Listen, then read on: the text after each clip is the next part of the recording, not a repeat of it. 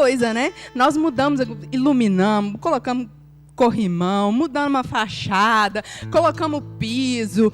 Nossa, foi coisa demais. Eu não sei nem se eu consigo listar todas as coisas que nós fizemos no espaço físico da igreja. E aí me lembrou uma história que eu queria ler com vocês, que está lá em 1 Crônicas.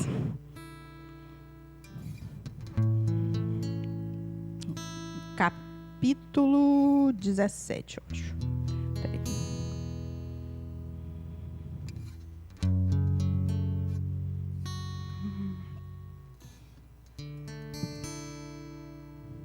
Isso.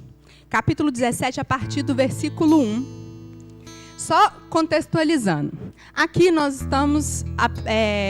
essa história está contando a história que aconteceu com o rei Davi.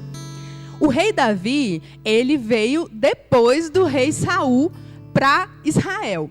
O povo de Israel, eu imagino que vocês conheçam a história, eles foram escravizados no Egito, mas o Senhor levantou Moisés para libertá-los, tirá-los do Egito e devolver para a terra prometida de Abraão, que o Senhor tinha dado a Abraão. Trazer de volta a descendência de Abraão à terra prometida. E durante esse período, né, eles vagaram pelo deserto até realmente tomar conta da terra prometida. Lá eles se estabeleceram o reinado, e agora a gente já está no reinado de Davi. Nós já passamos por alguns anos que eles já estavam estabelecidos na terra prometida. E aí o rei Davi, no versículo 1, diz assim: o rei Davi já morava em seu palácio, quando, certo dia, disse ao profeta Natã: aqui estou eu, morando num palácio de cedro, enquanto a arca da aliança do Senhor permanece numa simples tenda. Natã respondeu a Davi: faze o que tiveres em mente, pois Deus está contigo. Você vê que aqui o rei Davi, ele se dá conta de que ele está morando num palácio, né? Num palácio bem estabelecido, mas que o lugar de adoração do Senhor, que era o templo, ele ainda estava em tendas. O que isso quer dizer? Durante o período que o povo estava vindo do deserto para a terra prometida, o Senhor passou para Moisés leis e como deveria ser feita a adoração. Isso está no livro de Levítico, no livro de Deuteronômio, bem descrito. E neste tempo, eles construíram o tabernáculo, que era o lugar de adoração durante o período do deserto. E ele era realmente uma tenda. Ele era uma tenda, ele inclusive vivia com hastes, que era para, a qualquer momento, conseguir levantar tudo e continuar a caminhada até a terra prometida. Mas nesse momento, Davi se dá conta que eles ainda estão nessa situação, vivendo já estabelecidos, mas que o tabernáculo ainda é uma tenda. Eu acho interessante, porque o Davi diz assim: enquanto a arca da aliança do Senhor permanece numa simples tenda. Realmente, era uma tenda. Mas se você ler o tabernáculo, irmãos, ele era, por dentro, totalmente revestido de ouro. Tudo que tinha do lado de dentro do tabernáculo era revestido de ouro. Eu digo, as paredes, todos os utensílios, tudo era de ouro. Na parte do átrio, tudo era de bronze. As estacas e os pregos eram feitos de prata. Era uma tenda, mas era a tenda, irmãos. Você vê que o Senhor sempre foi excelente. Mesmo durante o deserto, as coisas eram bem feitas. Mas, por mais que fosse uma tenda maravilhosa, o Senhor ainda tinha mais para este lugar. Ainda tinha o que crescer, ainda tinha para onde ir. E ele inspira o rei Davi com esse propósito. E ele conversando com Natã, que era o profeta, ele conversando com Natã, ele recebe uma liberação do Senhor. Eu sinto que a gente está mais ou menos nesse momento. Porque assim, a casa tá linda, eu acho. Nós estamos num lugar super lindo, mas está ficando pequeno pra gente. Está ficando inadequado para o momento que nós estamos. Como vocês sabem, o nosso pastor já recebeu a liberação do Senhor para começar a planejar o novo espaço, um novo momento. E aí, o que o rei Davi fez? Com essa liberação do Senhor, com o propósito que o Senhor colocou no coração dele, ele começou a se mover para construir o templo. E vocês acreditam que o templo conseguiu ser ainda mais suntuoso, ainda melhor e ainda maior do que essa simples tenda? Por quê? Porque tudo no Senhor é assim. Tudo no Senhor vai melhorando, vai prosperando, vai superabundando, vai crescendo. E o espaço físico, ele é apenas um reflexo do que acontece nas nossas vidas. E aí eu queria ir com vocês, passar para frente, porque aí Davi começou a colocar esse propósito para acontecer. O templo não terminou de ser construído durante o reinado de Davi. Quem construiu o templo, na verdade, foi o sucessor dele, o filho dele, Salomão. E ele construiu o famoso e conhecido Templo de Salomão. Está lá no capítulo 29.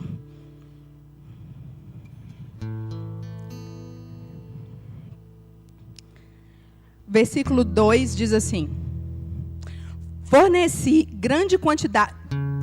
isso é o rei Davi falando.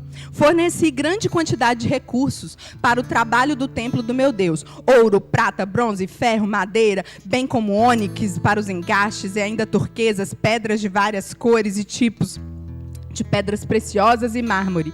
Além disso, pelo amor do templo de Deus, agora entrego das minhas próprias riquezas, ouro, prata para o templo do meu Deus, além de tudo que já tenho dado para esse santo templo. Então, como rei, né, como aquele que destina os recursos da nação, ele destinou parte do que era de Israel para construir o templo. Mas ele tirou das próprias riquezas.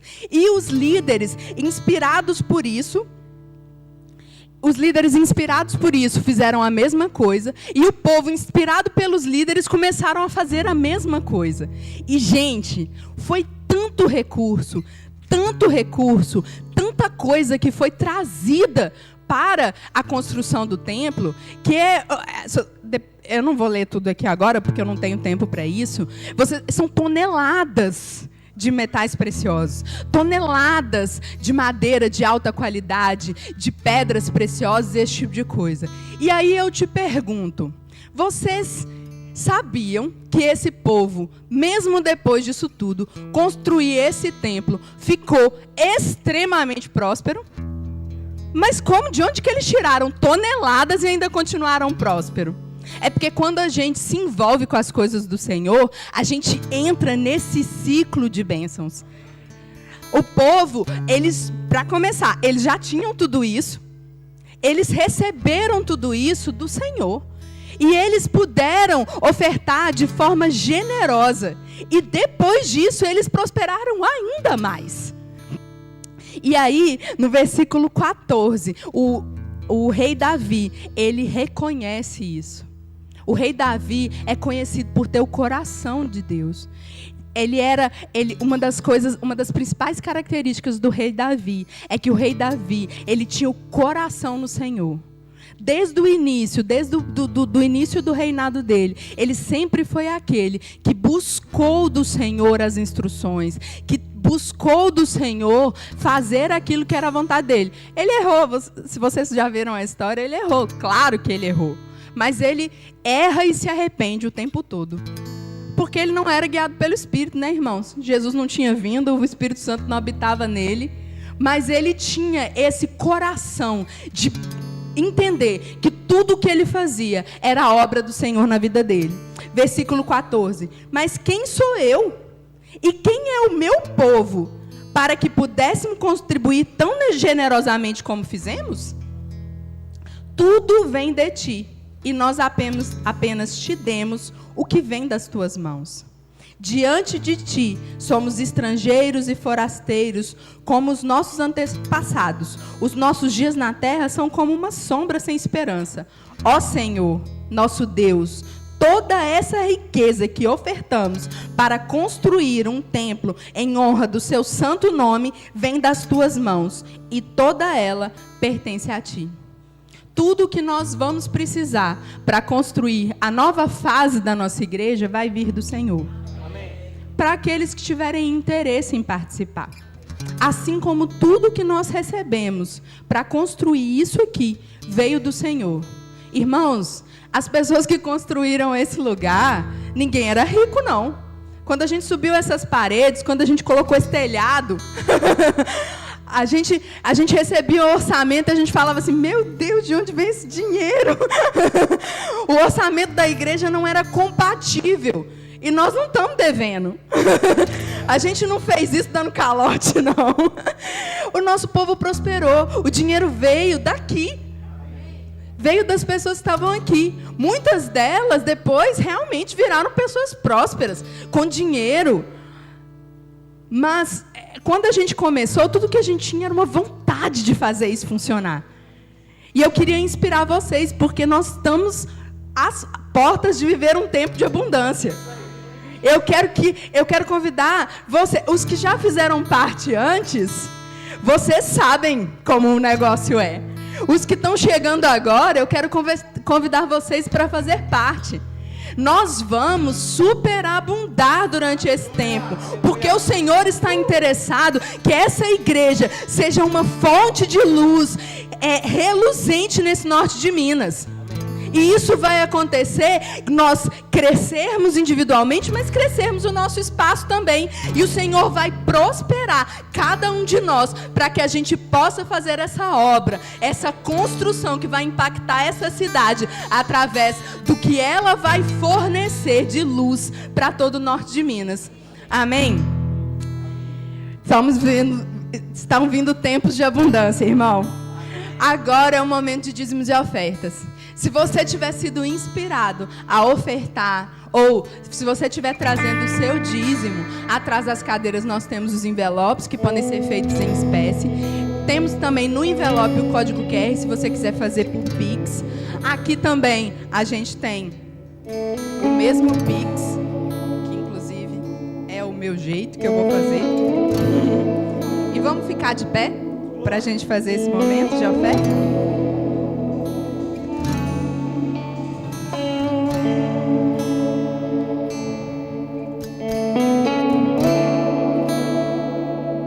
Aleluia. Obrigada, Senhor. Eu creio, Pai, nesse tempo de abundância.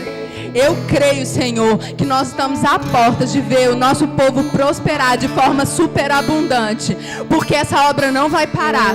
Porque nós vamos crescer de dentro para fora. Nós vamos alcançar, Senhor, todo o norte de Minas. E nós faremos isso com a mesma excelência de sempre, Senhor. Obrigada, Pai, pela generosidade do teu povo. Obrigada, Pai, porque esse povo já tem alcançado grandes coisas. E eu sei que o Senhor fala ainda mais. Eu te agradeço, Senhor, porque eu sei que o Senhor é aquele que nos prospera, é aquele que nos dá recurso para toda a boa obra que o Senhor inspira em nossos corações. Muito obrigada, em nome de Jesus. Amém. Fiquem à vontade, podem trazer.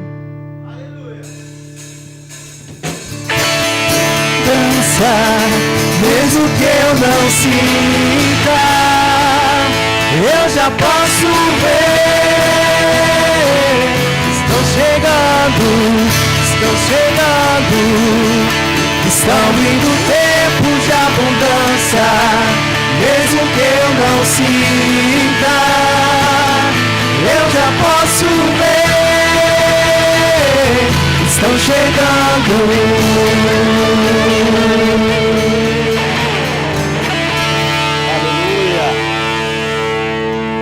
Obrigado, Pai, pelos recursos que o Senhor traz à nossa mão, o nosso usufruto, mas também no exercício da nossa generosidade, Pai. Agradeço porque eu tenho feito grandes coisas no nosso meio, fará ainda maiores, porque essa é a sua vontade, não é a nossa, Senhor. É a sua vontade, nós confiamos nela sendo feita. E te agradecemos, Pai, pelo Senhor nos incluir nisso. Participantes do seu plano, do seu propósito, daquilo que o Senhor deseja fazer. E por isso nós nos rendemos ao Senhor, Pai. Em nome de Jesus. Amém, amém. Glória a Deus, glória a Deus. Pode sentar, bom dia. Pode sentar, gente. Primeiro culto do ano, né? Deus é bom. Vamos a Bíblia em Mateus capítulo 7.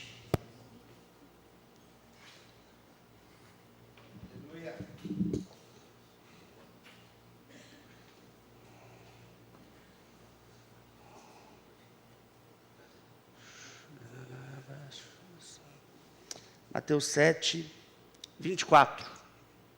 Texto bastante conhecido. Aleluia. Vamos lá. Jesus está dizendo aqui, finalizando, né, o Sermão do Monte. E ele vai dizer: portanto, quem ouve essas minhas palavras e as pratica, é como um homem prudente, que construiu a sua casa sobre a rocha. Caiu a chuva, transbordaram os rios. Aqui, ouça essa palavra como se estivesse ouvindo pela primeira vez. Aleluia! Porque você já ouviu ela antes.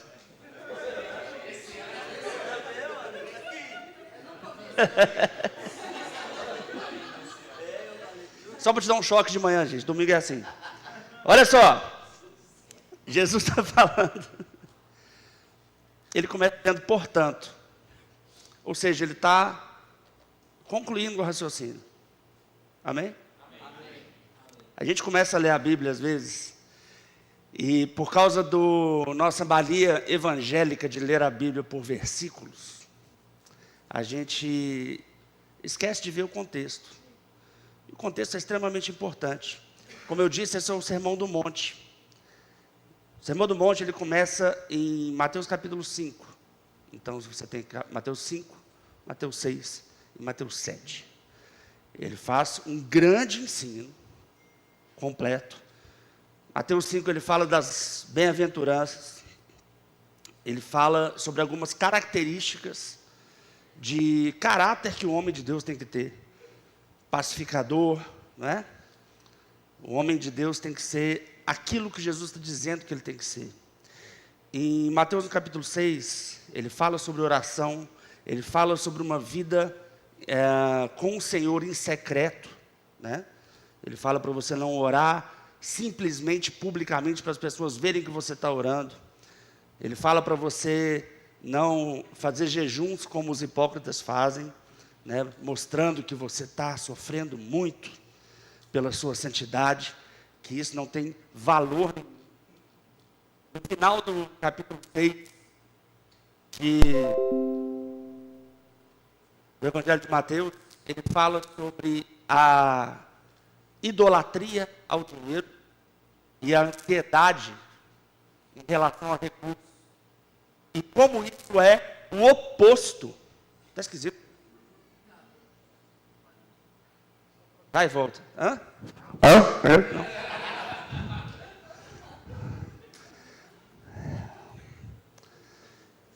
Como é o oposto? Essa vida de correr atrás de ganhar dinheiro, da vida de correr atrás de agradar o Senhor. Jesus fala o quanto que é impossível você fazer as duas coisas ao mesmo tempo. E essa talvez seja uma das partes mais centrais e mais difíceis para a nossa sociedade de hoje entender. Porque a gente não consegue, simplesmente não consegue do dia para o outro. É difícil demais, é difícil quebrar a cabeça do povo para entender que o que a gente precisa fazer é agradar o Senhor. Amém. Natália falou aqui sobre prosperar agradando ao Senhor. A gente não entende que funciona assim. A gente pode ler na Bíblia, mas enquanto a gente não realmente entregar a nossa vida para o Senhor, e falar, olha, eu vou fazer o que o Senhor quer que eu faça. Enquanto a gente não fizer isso, a gente não vai experimentar dessa realidade. Amém? Porque em Mateus 6, ele vai falar assim, ninguém pode servir a 2 senhores, porque você vai agradar um, versículo 24, e vai desagradar o outro. Você vai se devotar a um, e vai desprezar o outro. Ele diz, é impossível agradar a Deus e às riquezas, ou ao dinheiro. No verso 25 ele vai dizer, portanto, e ele começa a explicar sobre a gente não andar ansioso pelo que comer, pelo que beber, pelo que vestir. Como os pagãos fazem. Como aqueles que não têm aliança com o Senhor fazem.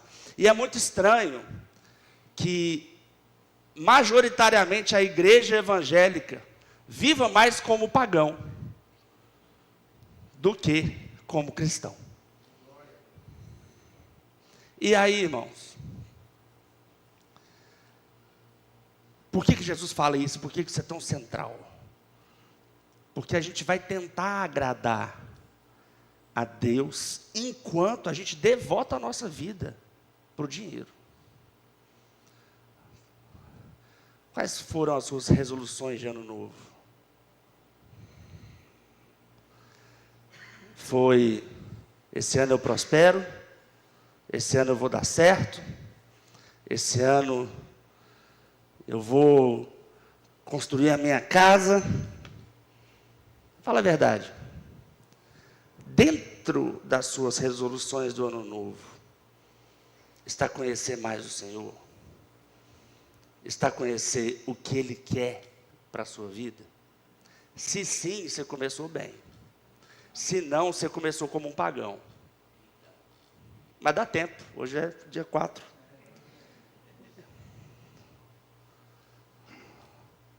E não sou eu que estou falando, é Jesus.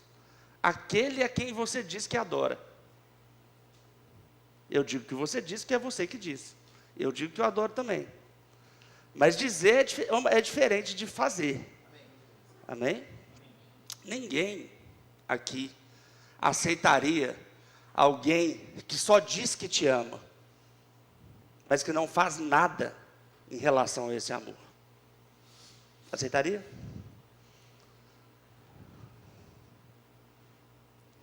É domingo de manhã, é isso aí. Está acordando. Então, irmãos, lembra que eu estou estudando o contexto, tá? No final do capítulo 6, ele vai dizer, busquem, portanto, em primeiro lugar, o reino de Deus e a justiça. E todas as coisas serão acrescentadas. Ele fala para não ficar ansioso por coisa alguma. É interessante que a gente tem um mundo que, hoje o planeta todo já ouviu falar de Jesus. E nós estamos de muito longe, vivendo a era mais ansiosa da nossa história. Você sabe que às vezes é difícil pregar sobre ansiedade? Porque as pessoas se sentem até ofendidas. Ele está falando sobre ansiedade. Não sou eu que estou falando sobre ansiedade, não. Jesus está falando sobre ansiedade. Paulo também fala sobre ansiedade. Briga com eles. Eu não sou autorizado a escolher o que eu posso ensinar. Principalmente quando a gente está falando sobre o Novo Testamento, Nova Aliança. A realidade de ensinos para a igreja. Porque se eu digo que eu sou cristão, cristão é um pequeno Cristo. Eu preciso... É que o evangélico não é necessariamente cristão, né? Ele é tradicional.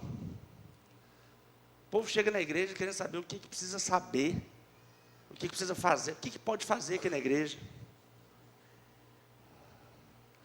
A gente lê a Bíblia, só isso. Se você estudar a Bíblia, você vai saber como que você pode viver ou não. Cuidado. Não é a denominação que define isso. Se você corta cabelo ou não corta. Se você usa maquiagem ou não usa. Isso é ridículo. Se você bebe ou não bebe. Isso é ridículo.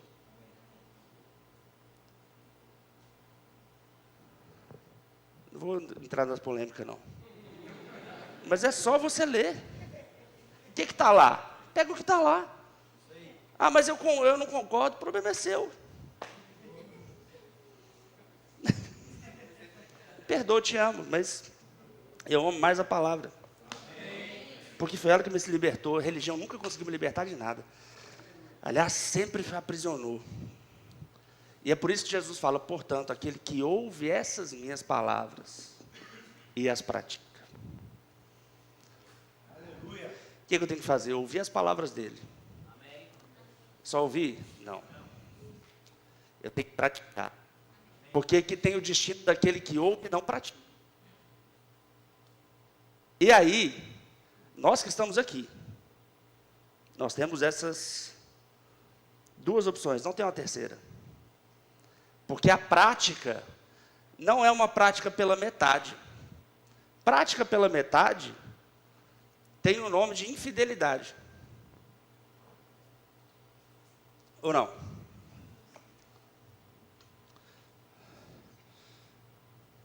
Ou você pode ser fiel no seu casamento só de segunda a quinta. Não, mas segunda a quinta eu não faço nada de errado. Sexta até domingo, aí é outra. Aí eu sou fiel à outra. Eu tenho duas. Eu sou fiel às duas. Não dá.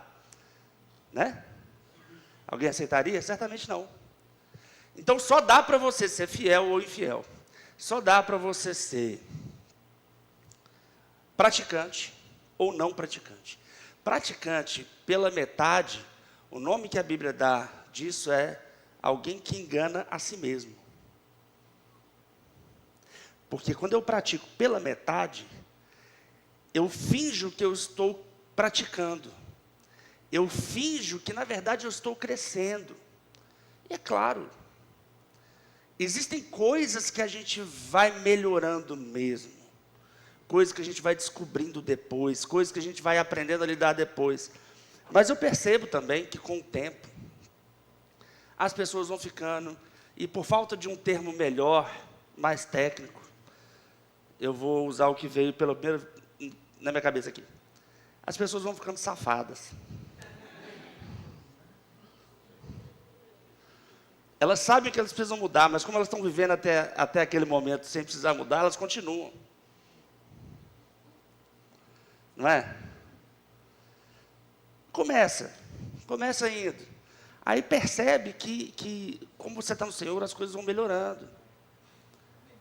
Aí vai dando certo, está dando certo. Está melhorando isso aqui eu vejo depois, isso aqui eu vejo depois, isso aqui eu vejo depois.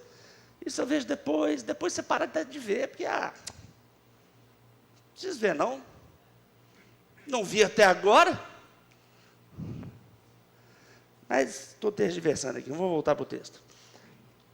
Portanto, quem ouve essas minhas palavras e as pratica, é como um homem prudente, prudência, inteligência, sabedoria, que construiu a sua casa sobre a rocha. Caiu a chuva, transbordaram os rios, sopraram os ventos, e deram contra aquela casa, e ela não caiu, porque tinha seus alicerces na rocha. Mas quem ouve, os dois ouviram, essas minhas palavras e não as pratica, é como um insensato, tolo, vacilão. Qual que é a diferença do insensato para o prudente? Os dois estão vivos e bem no presente, mas só um deles vai estar dessa mesma maneira no futuro. O insensato, ele vive de maneira leviana. Ele faz as coisas guiados pela carne, pelas emoções, pelo que ele está afim de fazer, pelo que ele concorda. Eu adoro esse concordar, porque às vezes a gente acostumou a discordar das pessoas, né? E tudo bem. Uma vez que as pessoas erram, a gente pode discordar das pessoas que erram. Agora, quando eu assumo que Jesus não erra e eu discordo dele, eu me torno um insensato. Se eu, de fato, reconheço que ele é aquele que não erra. Amém? É claro que as pessoas, quando querem discordar de Jesus, elas não vão dizer que elas estão discordando de Jesus. Elas vão dizer que elas estão discordando do pastor. Porque de mim você pode discordar. Você só não pode discordar quando eu estou falando a palavra de Deus. E assim, eu estou te dando contexto. Eu estou te dando o texto para você dar uma lida. Se você está difícil de engolir, vai para casa, estuda. Procura na internet. Procura só na internet, não, porque na internet tem muita gente falando besteira. Mas pega lá uns livros, tem uns livrão bons de teologia. Se você sabe ler português, leia. Eu tenho alguns aqui, eu posso te emprestar. Comentários bíblicos. Ninguém vai falar diferente. Cuidado para sua mente não criar um gatilho para você discordar de uma pessoa que está falando alguma coisa que você não pode discordar. Porque isso é um gatilho emocional nosso. É porque eu não quero fazer. E aí, quando eu não consigo admitir que o erro está em mim, eu tenho que procurar esse erro em alguma outra parte do processo. A interpretação. Aí tem os que são mais viajados ainda, né? Ah, mas a Bíblia é difícil, porque tem tradução, porque é no grego. Tudo bem, mas está traduzido, está aí, ó. Leia. Não, mas é porque as pessoas... Que pessoas, bicho? Leia. Porque assim, você começa a viajar, não, mas eu não sei se esse texto é real. Não, então você não sabe se acredita em Jesus. Então pronto, é outra história. Não, eu acredito em Jesus, não acredito na Bíblia. Não dá, porque a Bíblia que fala dele. Sabe-se pouco ou quase nada de Jesus fora da Bíblia. Ou, se sabemos de algo, é por meios ainda menos confiáveis. Do ponto de vista histórico, do ponto de vista de documento. Eu não vou falar, eu não vou fazer uma defesa apologética da Escritura aqui hoje, não. Mas eu creio na Escritura por diversos motivos. Agora, uma vez que você acredita em Cristo e acredita na soberania divina, nada mais natural do que acreditar na inspiração bíblica. E na certeza que essas são as palavras de Jesus. Assim como elas estão na nossa língua, nessa tradução. Pode consultar várias, eu faço isso. Mas a mensagem que ele está mandando é essa. A sensatez não é frequentar uma igreja. A sensatez é praticar aquilo que ele ensina. Você frequenta a igreja porque o ensino da igreja é o que ele ensina. E você frequenta a igreja para ouvir o que ele ensina. Mas não é o estar aqui. Estar aqui, ouvir e não praticar, te coloca perigosamente como um insensato que constrói a casa na areia. Ou seja, na verdade, estar aqui e não fazer é pior do que não estar. Ah, pastor, então eu vou embora. Já era, você já ouviu. Porque aí é pior. Aí você está decretando a sua falência. Você fala assim, não, eu não quero ouvir Jesus falando comigo. Beleza, então nem salvação a gente pode conversar.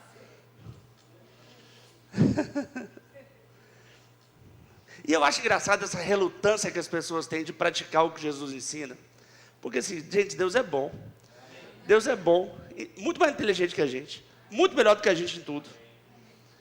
Ah, mas é difícil fazer porque a gente é burro. Teimoso. É igual criança que não quer tomar banho, mas não quer ficar suja. Não é? Não quer comer, mas não quer ficar com fome. A gente quer ser abençoado pelo Senhor, mas não quer fazer o que Ele manda a gente fazer. É meio tosco. Não é? Eu acho. Meu pensamento. Você pode discordar? Até pode, mas vai ser burrice sua. E aí, as duas casas, né? na areia, na rocha, em um primeiro momento, idênticas. Qual a diferença? Quando chove forte.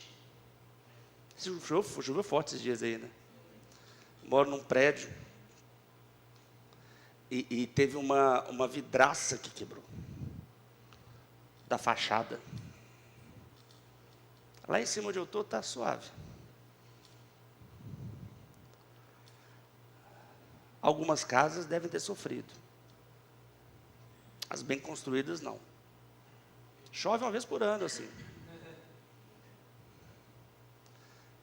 A nossa vida rola isso também, né?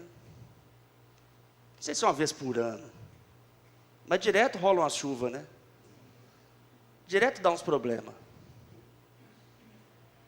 Eu contei um pouco aqui no culto da virada de alguns que deram na minha. Foi durante uns 2 anos. Olha eu em pé. Entendeu? Essa é a prova de que funciona. Tudo que podia acontecer com a pessoa, aconteceu comigo. Tudo não, porque o diabo é criativo. Mas aconteceu. Acontece muita coisa, gente, acontece. Olha, se alguém fala que a vida cristã é uma vida de invencibilidade, e que nunca nada vai te atingir, que você vira um super-homem, está mentindo para você. E você pode descobrir isso da pior maneira, que é com a decepção. Nem Jesus falou que isso vai acontecer. Ele falou, vai ter chuva, vai ter... A questão é que se você constrói a sua vida na palavra dele, você não vai ser destruído. Amém. E isso já é o suficiente para mim. Adoro a ideia de não ser destruído. Eu curto. Amém? Amém. Versículo 27, caiu a chuva, transbordaram os rios, sopraram os ventos, e deram contra aquela casa, e ela caiu, e foi grande a sua queda.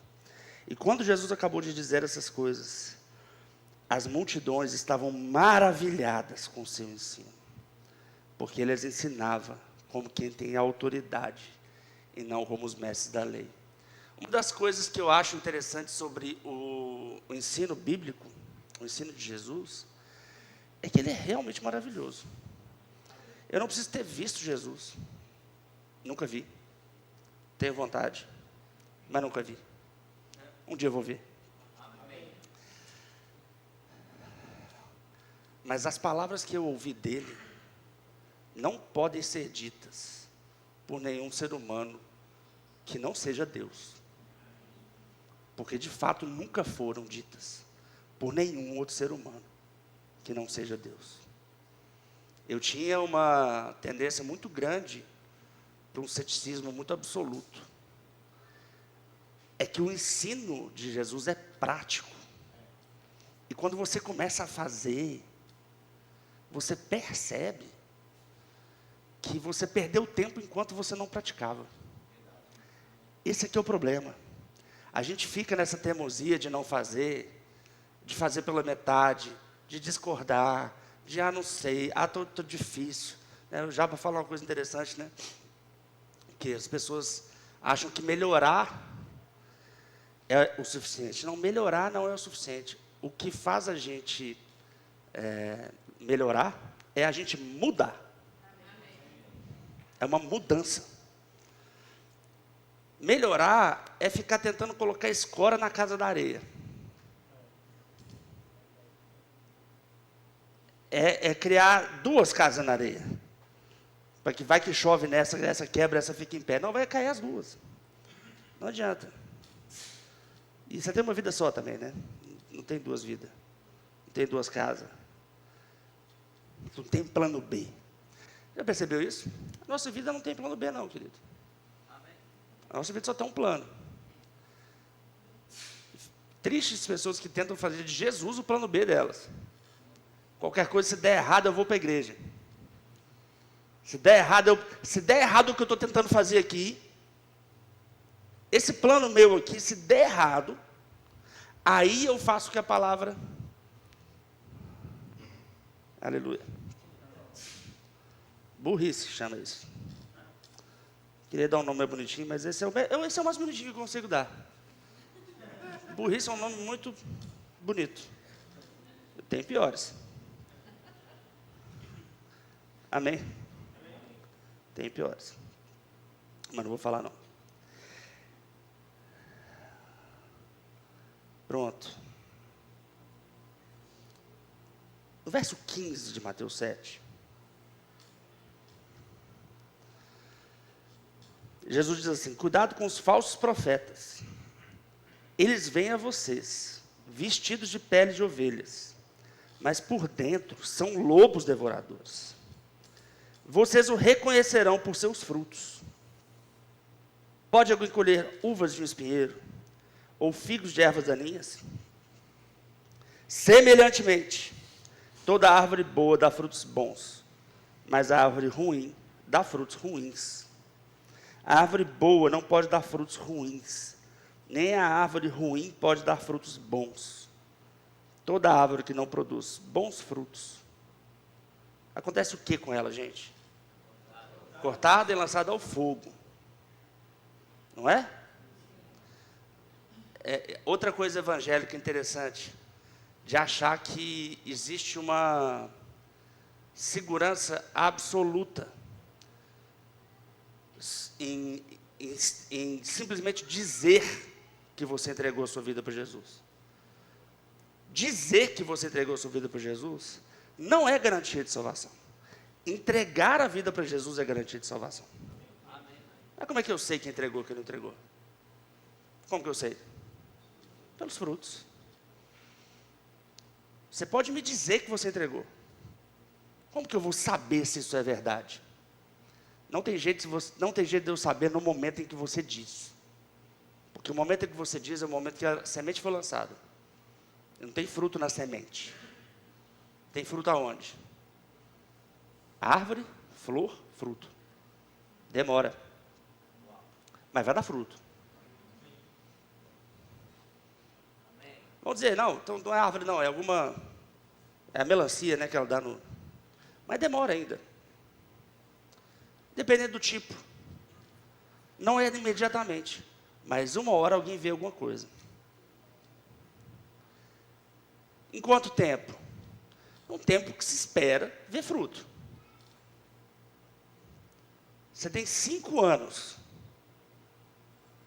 que está em Cristo e não deu o fruto adequado ainda, é possível que você seja como Jesus, que falou que a terra com espinhos, né, que plantou, e aí a fascinação pela riqueza e o cuidado dessa vida, ou seja, a mesma coisa que Jesus fala em Mateus 6, ele repete de outra maneira em parábola em Mateus 13. Você querer correr atrás de dinheiro e Deus ao mesmo tempo, vai fazer você não dar fruto. O que acontece com quem não dá fruto?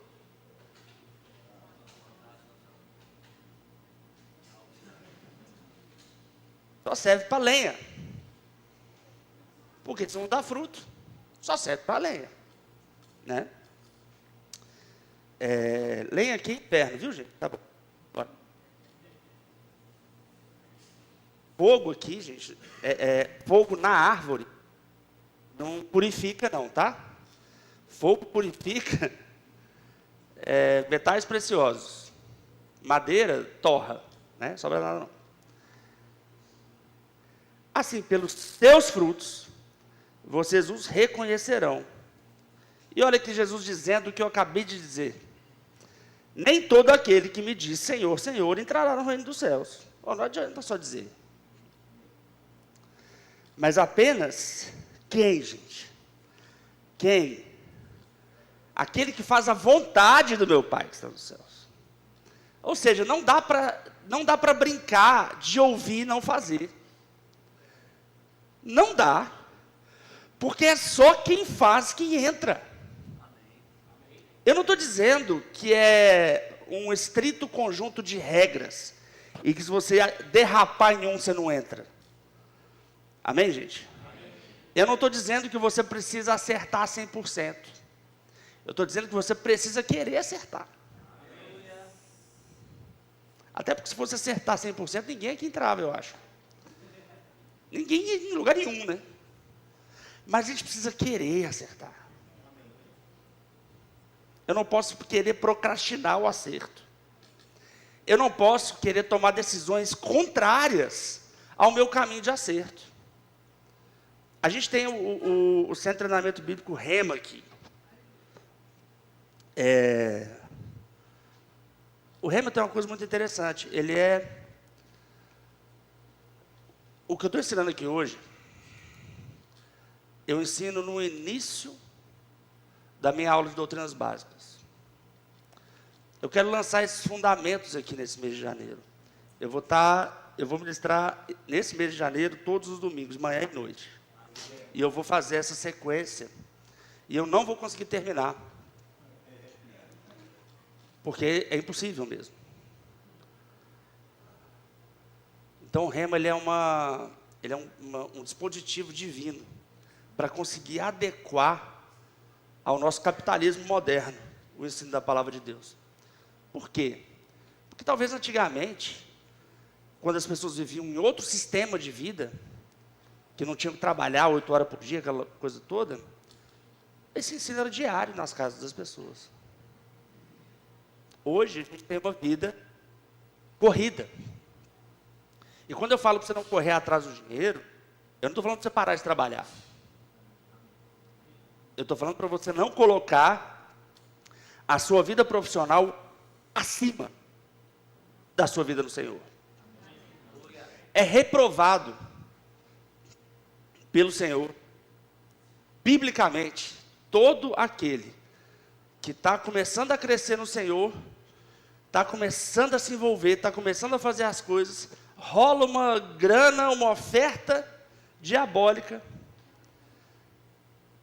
para ganhar mais. Como é que oferta diabólica pode ser para ganhar mais? Pode, se for te tirar daquilo que você estava fazendo, pode. Costuma ser, inclusive. Uma das tentações para Jesus foi essa: se ajoelhe diante de mim, que eu vou te dar todo o reino da terra que me foram dados. Quando que isso foi dado para Satanás? Em Adão. Mas o reino não é do Senhor? Ainda não. Vai ser. É para a gente é embaixada dele. Ou seja, o diabo tem recurso para dar para os outros, sim. Aliás, se a sua vontade for só recurso, pede para ele. Deus vai te dar também. É que Deus quer o seu coração primeiro. Se você não der o coração, aí é melhor não ter dinheiro mesmo, não. Mas às vezes quem dá dinheiro é o diabo, para ver se consegue conquistar. E conquista, viu, gente? Principalmente se você veio para o Senhor, porque você tentou ganhar dinheiro em alguns outros lugares e ouviu falar que na palavra tem uma forma de prosperar também. Aí às vezes a pessoa se humilha, e enquanto ela está se humilhando, o Senhor exalta. Quando ela se exalta demais. E passa a amar a coisa criada, ao invés de amar o Criador. Acontece muito. Eu vi isso acontecendo nessa igreja sempre. E olha, não estou querendo ser pessimista não, mas eu sei que eu vou continuar vendo. Porque é assim. As pessoas vêm, Deus tem um propósito. Eu esqueci qual foi o pregador que falou isso. Foi um gringo. Que disse que se você serve a Deus por dinheiro, você vai servir o diabo por um salário maior.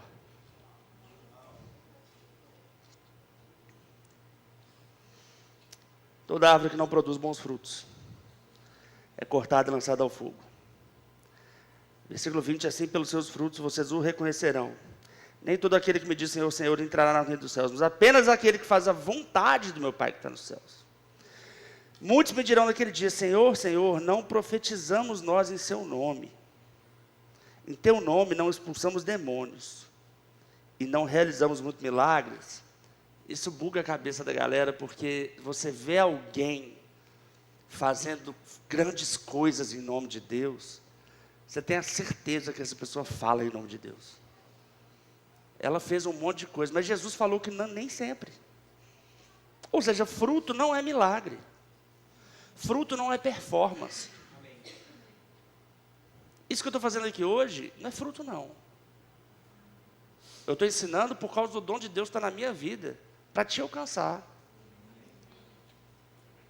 Mas a minha vida, se eu não cuidar dela, o meu fruto, ele não está no meu dom. Dom é uma coisa, fruto é outra. Eu tenho o dom dado por Deus para ensinar. O fruto é a minha obediência à palavra. É claro que o dom, ele funciona melhor equilibrado com o fruto. Mas quantas vezes a gente não viu pessoas que se movem nos dons e, no fundo, são mau caráter? Estou contando novidade nenhuma para ninguém aqui, não. Já vimos muitos. Vamos ver até o retorno de Jesus. Agora, a gente só não pode dizer que a gente não foi avisado. Eu acho engraçado a insistência do povo de ainda se assustar quando algum grande homem de Deus cai em algum escândalo. É que a gente está olhando só uma parte visível, que é a parte do dom. Mas como é que Deus deixa? Eu também fico chateado. Mas aparentemente Ele deixa. E aí a gente vai cair de novo naquela história de a gente discordar dele, né? É melhor não discordar, não. Até porque alguns dons dessas pessoas já me abençoaram. A gente fica chateado com isso, mas acontece. Mas, se ela não tomar cuidado, se eu não tomar cuidado, se a gente não tomar cuidado, todo mundo está no mesmo barco. Amém? Todo mundo tem que dar fruto. A gente não fez um monte de coisa. Versículo 23, então eu lhes direi claramente, nunca os conheci. Afastem-se de mim, vocês que praticam o mal. Que coisa maluca. A parada não é o que você faz para o Senhor. Então não adianta entrar num ativismo religioso também, não. Me converti, agora eu vou falar de Jesus para as pessoas, eu vou orar por cura, eu vou fazer um monte de coisa. Faça, glória a Deus, mas não é isso que vai garantir a sua salvação, não, viu? Faça por propósito. Isso é o propósito? Vamos fazer. Eu faço isso por propósito. Eu devotei a minha vida, eu parei de correr atrás de qualquer coisa que eu queria fazer na minha vida, para fazer isso aqui que eu estou fazendo. Amém? Só que, isso não é só para mim. Não significa que todo mundo vai ter que pastorear uma igreja. Mas significa que o ensino para todo mundo parar de fazer o que estava fazendo e perguntar para o Senhor, o que eu tenho que fazer agora? Isso é para a gente.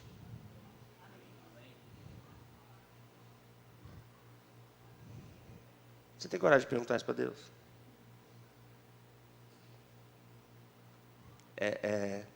Rolou um efeito de televisão aqui engraçado. Porque eu faço essa pergunta e eu olho para as caras. E tem gente que eu vejo que está assim, eu quero saber. E tem gente que fica assim, nem a pau.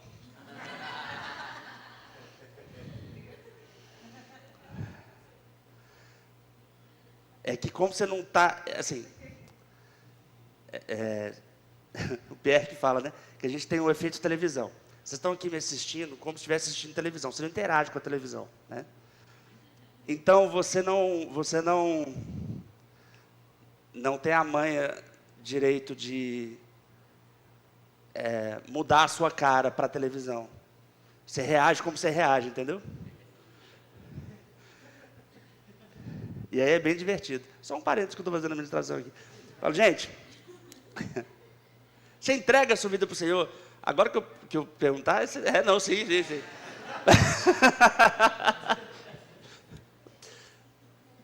Mas nessa pergunta que eu pego no contrapé, eu falo assim, e aí? Você tem coragem de perguntar para o Senhor o que Ele quer da sua vida?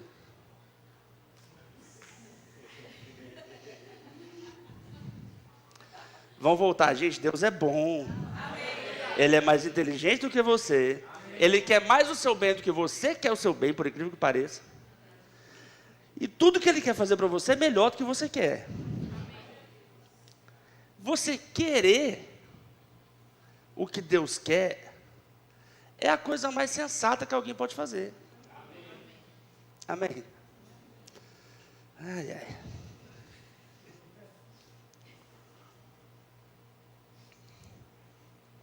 Essa é a base do ensino cristão.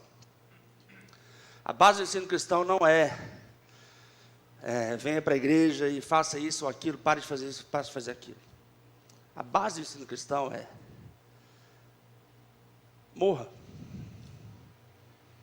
para o mundo e viva para Cristo. Não é morrer um pedaço, é morrer tudo. Porque é só a semente que morre que consegue. A semente tem que morrer primeiro, né? Para poder brotar. Então, morre. Quer que você morra para o mundo e viva para Cristo. Amém. Paulo fala isso diversas vezes, né? Morrer é lucro, viver é Cristo. Ah, mas isso era para Paulo, não, é um ensino dele para a gente. É para todo mundo. Agora é muito ruim ter a mente dividida, gente. É muito ruim você ficar pela metade, porque você não vai conseguir fazer nada.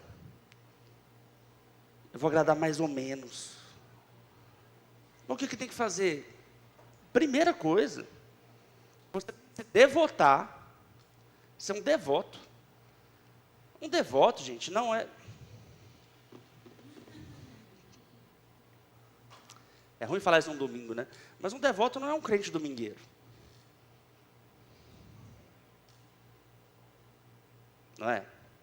Essa coisa do domingueiro, ela vem da tradição católica. Nada contra os católicos. Que, na verdade, tem católico que nem domingueiro é. Né? Que vai em casamento, batizado e... missa sétimo dia? O que mais? Tem uma católica aqui. Que? Ah, é na Semana Santa. Não?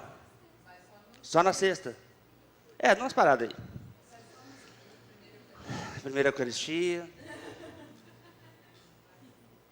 O católico tem uma coisa interessante, que é o católico não praticante. Eu acho maravilhoso esse conceito. Ele é um não praticante. Assim, eu ouvo e pratico as mesmas palavras. O cara, ele define-se como um não praticante. Agora, hoje já tem o crente não praticante. Que ele só mudou de denominação. Continua não valendo nada, gente.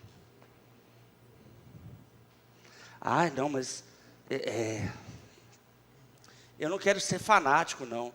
Oh, desculpa para ser egoísta.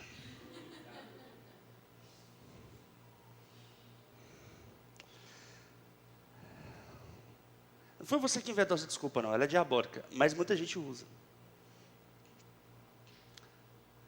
Porque quando eu fiz a minha matrícula no Rema, foi uma loucura de gente. Mas você está estudando para virar pastor? Ih, está virando fanático. Os amigos do mundo ficam malucos, né? Você está virando fanático. Cara, o fanatismo cristão é amar mais. Tem algum problema nesse fanatismo? O fundamentalismo cristão, ele é amar mais. É andar em amor, é andar em fé. A gente alia fanatismo a muçulmanos explodindo. Mas a gente é cristão, gente. O nosso fanatismo é a gente morrer por Cristo. Não matar ninguém por Cristo.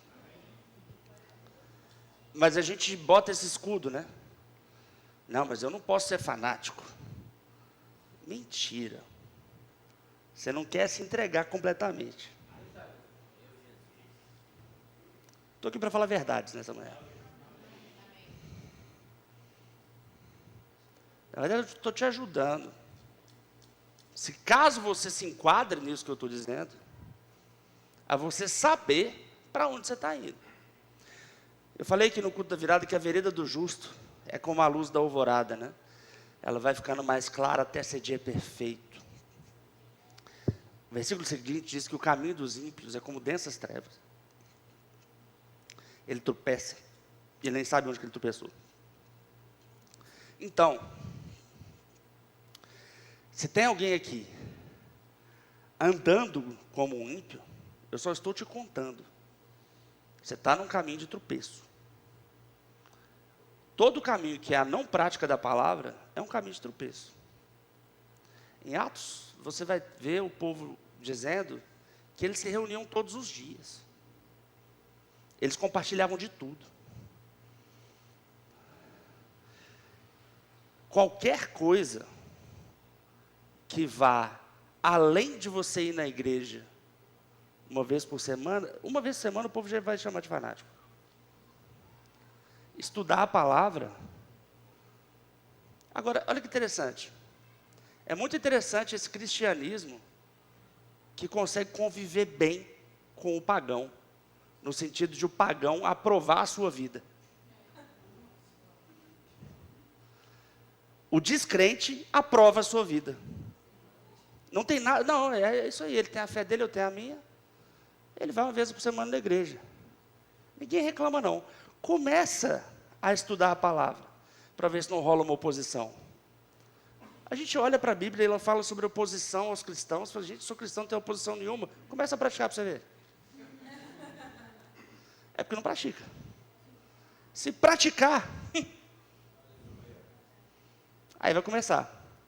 Por outro lado, as coisas maravilhosas que a palavra fala, que são nossa herança, começam a brotar também. Amém. É por isso que eu continuo aqui. Imagina se não tivesse nada de bom. Eu só renunciei. Mas Deus não é trouxa assim não, gente. Tem um evangelho maluco, antigo, esquisito, que acha que você só vai se ferrar a vida inteira. Não é isso que a gente prega aqui, não. É o contrário. Vai estar melhor com ele. Só que antes você tem que renunciar. Antes você tem que morrer. Se você não morrer, não adianta. Se você não renunciar, não adianta. E é morrer mesmo, não é ficar doente. Para a sua vida, não. É largar. Não é quando você pode pegar de volta, não. Morrer é enterrar. 7 palmos. Laje. Você já viu? Já foi no enterro, já viu como é que funciona. Sem exumar o corpo do velho homem de volta. É morrer mesmo. É morrer mesmo. É isso que o batismo nas águas mostra, né? A morte e a ressurreição. Se você não morre, você não tem como ressuscitar. Paulo vai dizer isso. Se morremos com Cristo, com Ele viveremos. Mas primeiro vem a morte. A morte é presente, a vida é futura. E isso é praticar a palavra. Eu falei sobre ser domingueiro. Ó, vou encerrar. Hebreus capítulo 5. Eu vou falar mais à noite, fique tranquilo. Ah, não, pastor, mas aí é demais. É, estou sabendo.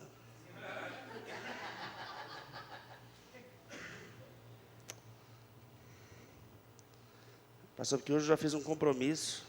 Netflix.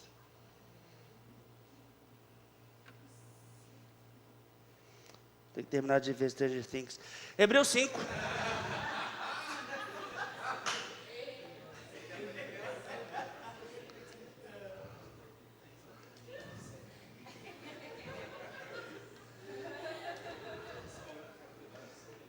Hebreus 5, 7.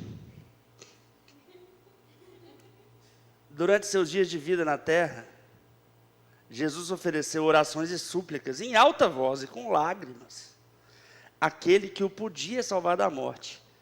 sendo ouvido por causa de sua reverente submissão. Olha só, nem Jesus foi ouvido porque ele era o Filho de Deus. A gente acha que agora que eu sou filho de Deus, Deus vai me ouvir. Jesus foi ouvido pela reverente submissão dele, que era o próprio Deus. Não é? É isso que ele está dizendo, né? Então tá bom. Agora eu não. Eu posso ser insubmisso, que Deus vai me ouvir assim mesmo. Ah, vai. Fica esperando. Embora sendo filho, ele aprendeu a obedecer por meio daquilo que sofreu. E uma vez aperfeiçoado, o fato de Jesus ser aperfeiçoado mostra que eu preciso ser aperfeiçoado. E que eu não posso falar, tá bom assim, eu estou aqui com meus defeitos, é isso mesmo. Não, não. Mas Jesus não era perfeito. Jesus era sem pecado. Mas ele foi aperfeiçoado. Como? Ele aprendeu a fazer melhor as coisas que ele fazia. Ele aprendeu a comer, a usar o banheiro. Ele nasceu um bebê, gente. Ele aprendeu várias coisas. Ele aprendeu a palavra. Ele era a palavra, mas ele aprendeu a palavra. Ele tem que desmistificar, porque parece que Jesus não nasceu, não. Ele estreou. Nasceu, teve que aprender a falar. Teve tudo isso. E uma vez aperfeiçoado, tornou-se fonte de eterna salvação. Para quem? Para quem, gente? Para quem entrega a sua vida para Jesus. Para quem faz uma oração no leito de morte. Não estou dizendo que a oração no leito de morte não funciona, não. Funciona. Se a pessoa realmente entregar. Mas não é uma oração que salva. Embora a salvação comece por uma oração. Mas a salvação, ela começa por você entregando sua vida para Jesus. E ela se desenvolve pela obediência.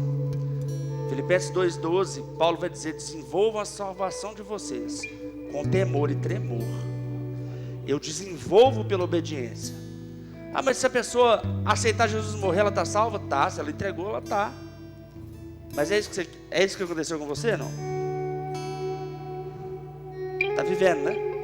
Então o fruto de que você entregou é a obediência. Porque se você não obedece, você não entregou. Quando a pessoa morre, não dá para saber se ela entregou ou não. Nós vamos saber quando a gente chegar lá. Mas quem está vivo, a gente consegue ver. Como? Pela obediência.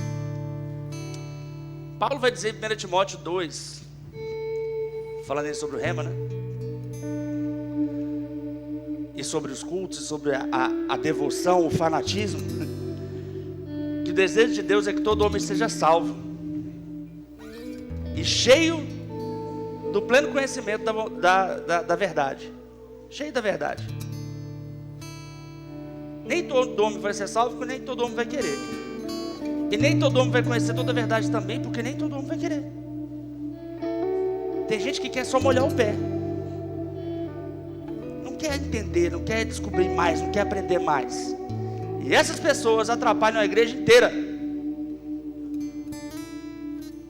Porque quer ficar no raso.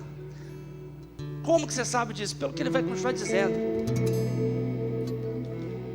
Versículo 10. Sendo designado por Deus sumo sacerdote segundo a ordem de Melquisedeque. E quanto a isso temos muito que dizer, coisas difíceis de explicar, porque vocês se tornaram lentos para aprender.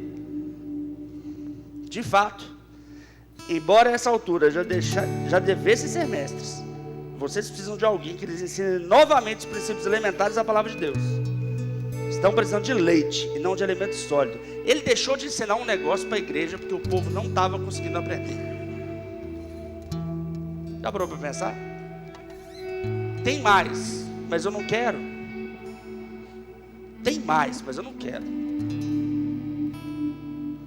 Ficou lento para aprender. Já devia estar ensinando.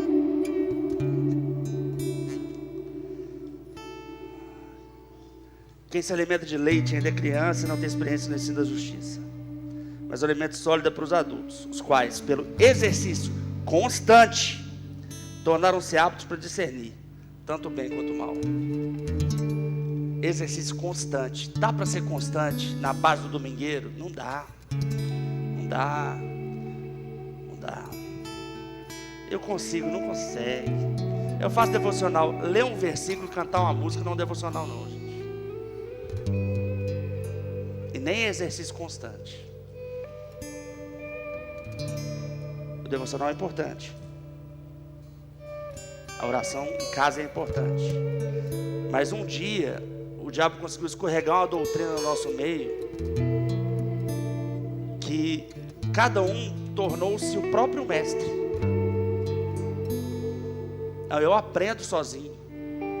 A gente não aprende nada sozinho. Nada. Solta um garfo e uma faca na mão de um bebê e você vai ver que ninguém aprende nada sozinho. Ninguém aprende nada sozinho. Isso é orgulho. Que no caso de você não querer estar muito na igreja, é um orgulho com medo do que as pessoas vão pensar em você, misturado com preguiça. E aí eu vou só para falar que eu fui, porque eu tenho que ir, né? Nossa, negócio de estudar a palavra, nossa, não tem tempo para isso não. Faculdade teve, escola teve, coisa para ganhar dinheiro teve tempo, teve dinheiro, teve disposição. Para aprender a palavra que tem que praticar, não, eu não tenho tempo. Você não convence nem a você mesmo com esse argumento. Não gostei disso que você falou, não. Perdoa então. Mas eu vou falar de novo. A gente não querer estudar a palavra coloca a gente numa posição de evangélico não praticante.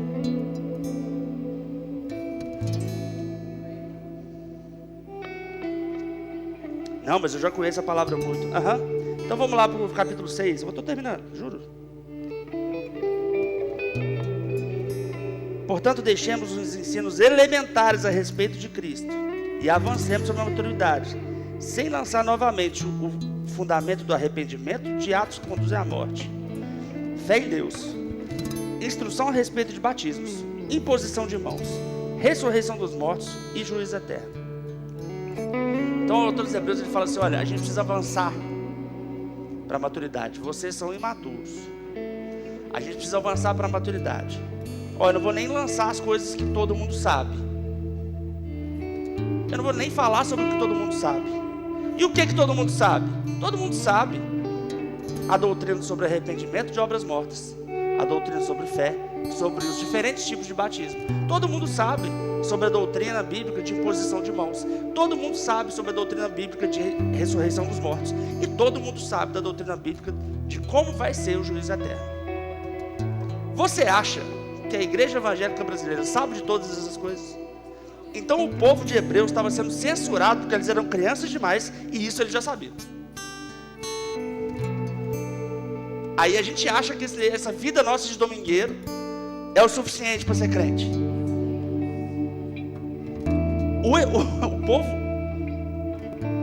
O povo hebreu aqui está sendo censurado por ser raso demais, chamado de criança, e eles sabem mais do que qualquer evangélico médico brasileiro.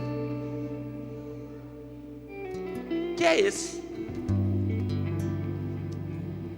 Que é o evangélico de IBGE. Só serve para estatística.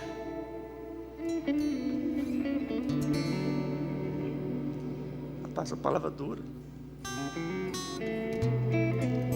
Se servir para te tirar da zona de conforto, eu estou feliz. Não volto aqui nunca mais. Estou feliz também. Eu prefiro que você saia rápido, que você fique enchendo a paciência muito tempo, sem dar fruto. Que é o que vai acontecer quando quem não quer praticar, não adianta, entendeu? Nós estamos crescendo, a gente vai conseguir um terreno não sei aonde, estamos vendo aí, vai acontecer, vai chegar, nós vamos comprar, vai chegar, não sei como é que vai ser. Vamos construir. Por quê? Porque hoje não está aparecendo não, porque primeiro domingo do ano, o povo está na roça ainda. Mas tem cultos realmente aqui que estão muito cheios. O próprio culto da virada ficou bastante cheio. Então a gente precisa de um lugar maior. Mas eu quero um lugar maior cheio de gente que dá fruto. Cheio de gente que não dá fruto. Eu vou gastar um dinheiro santo da igreja para botar um monte de gente que vai ter que ir para o inferno depois. Ah, não. Então vai logo. Pega teu rumo logo para o inferno. Mas não é isso que eu quero não, tá? Eu quero que você dê fruto. Eu só estou te falando que não tem outro caminho, pelo menos eu não conheço. Ah, mas eu vou procurar alguém que conheça. Ah, então tá. Boa sorte. Cuidado, que a palavra fala que nos últimos tempos as pessoas buscariam mestres segundo a sua própria cobiça. Se você procurar alguém que vai falar o que você quer ouvir, você vai achar. É melhor você estar no lugar em que você vai ouvir o que você não quer. Porque você não é meu cliente. Isso aqui não é um comércio. Eu não estou aqui para te agradar. Eu estou aqui para te salvar. Mas a salvação ela vem pela verdade. Ela não vem pelo agradar. E eu gosto disso, porque as pessoas depois que sofrem, apanham, mudam, elas ficam bem. E elas ficam gratas. E elas dão fruto de todas as formas. Maravilhoso, irmãos. Não tem nada de bom na vida do mundo, não. A prática está na vida cristã. E ela começa pela busca do conhecimento. Ela começa pelo ensino. Os dons vão junto. Os dons evidenciam que a palavra funciona. E eles também são um fruto do conhecimento. Mas saiba de uma coisa: sem conhecimento não existe cristianismo. Porque sem conhecimento não tem prática de palavra. Então nessa igreja a gente valoriza e incentiva conhecimento, estudo, leitura, até para você ser livre. É o conhecimento que nos liberta. Conhecereis a verdade vos libertará. Vamos orar?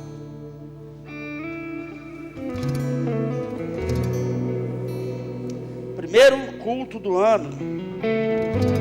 Faz um propósito com o Senhor. Não falando de voto, de frescura não. Consagre-se a Ele. Senhor, esse ano, eu vou te dar esse ano. Eu vou te entregar esse ano. Faz isso, irmãos, faz isso esse ano. Se der errado, você desvia. Eu vou estudar a palavra esse ano. Eu vou aprender a sua palavra esse ano. Eu vou me tornar devoto verdadeiramente esse ano. Eu não vou ficar com esse evangelho fraco. Esse evangelho de leite diluído na água. Eu quero, Senhor, um evangelho forte. Palavra de salvação. Te agradecemos, Pai. A unção do Seu Espírito nos alcançando, nos libertando. Em nome de Jesus.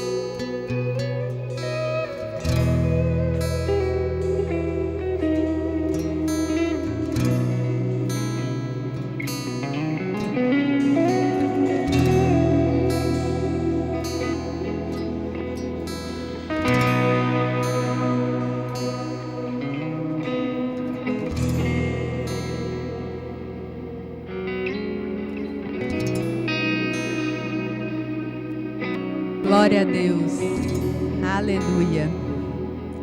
Irmãos, essa é a palavra que nos liberta, amém?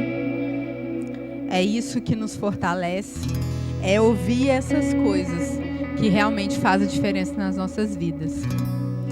A gente está encerrando o culto, mas antes eu gostaria de fazer algumas perguntas, alguns convites. Como nós ouvimos nessa manhã, a nossa salvação é desenvolvida, mas ela começa no momento que a gente entrega a nossa vida ao Senhor. E esse começo é necessário. esse começo, ele não é desprezado só porque a gente precisa continuar desenvolvendo a nossa salvação. Mas existe uma porta de entrada. Quando a gente realmente aprende, entende, meu Deus, o que eu estava fazendo com a minha vida? O único caminho viável é o caminho do Senhor. Quando a gente entende isso, a gente precisa